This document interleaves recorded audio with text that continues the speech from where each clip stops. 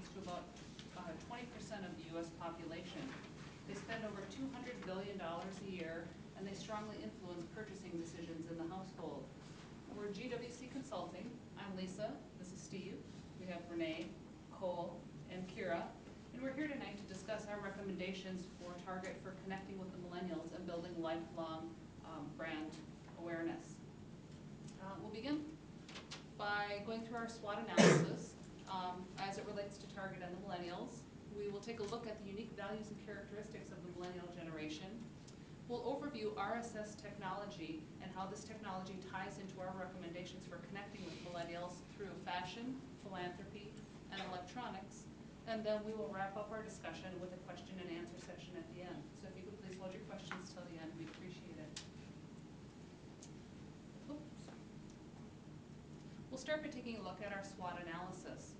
While Target is well known for its strong brand recognition and its trendy brand image, we did identify some weaknesses in connecting with the millennials.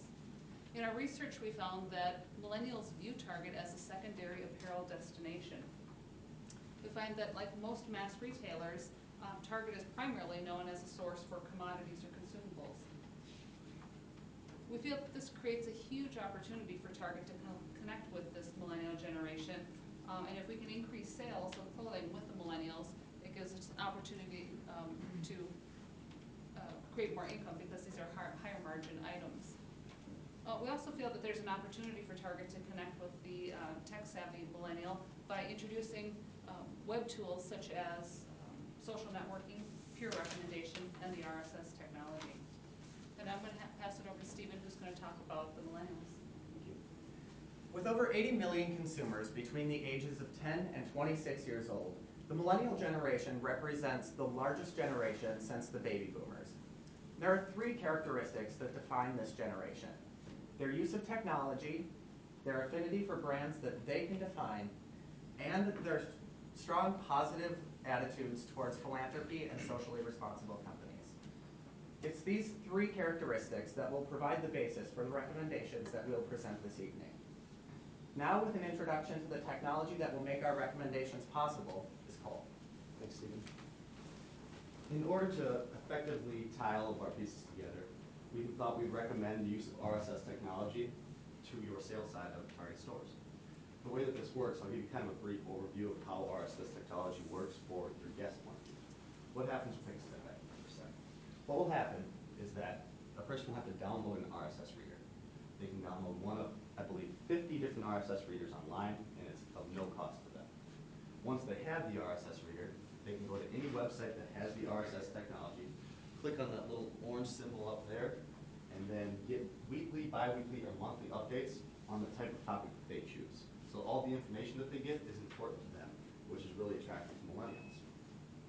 We believe that this will be easy for you to implement because you're already using it on your business overview and in some pieces of your philanthropy sections of your website. It will also increase traffic into your stores, because what we recommend you do is that you send out coupons through your RSS feed that will be pertained to the section that the person is interested in to get them to come into the store so they can't use it online. They're only store good coupons. And it will also increase your online traffic because the RSS feed will link you back to the website. Next, for an overview on fashion, here's Kira. Thank you.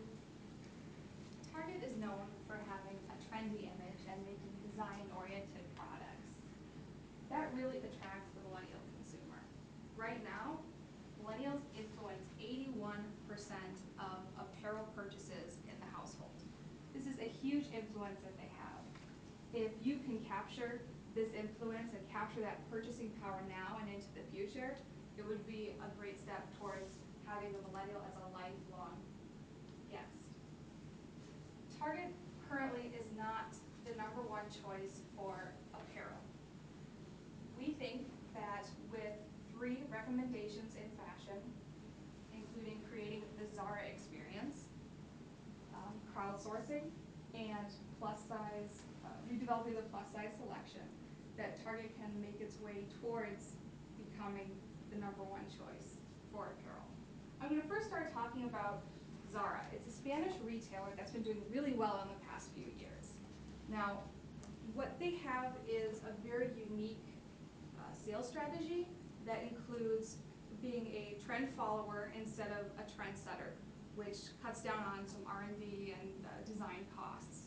The second is that they have fast inventory turnover, which means if they have something on the sales floor that isn't selling, they're going to immediately take it off the sales floor and replace it with something else.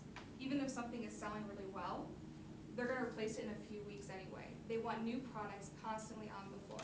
That brings people in to see what is in the store because there's always something new. An average retail store can expect people to come visit about 3 times a year.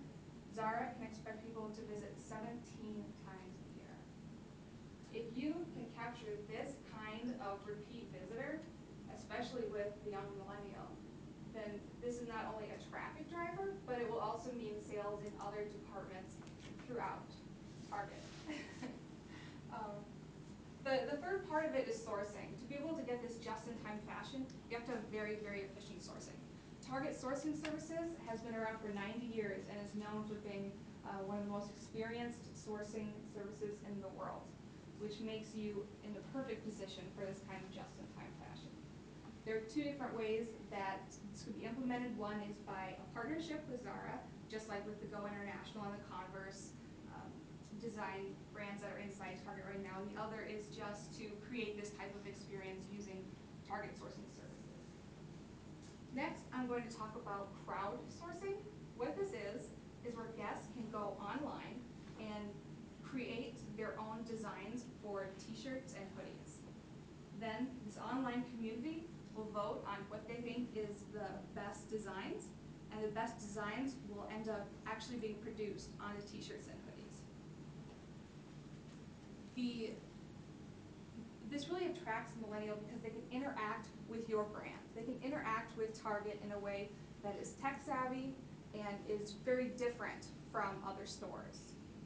This also goes well with your differentiation strategy inside of fashion. So instead of using designers like with the Go International and Converse, they're using guests to design. Guests definitely want to come in and see what other guests have designed.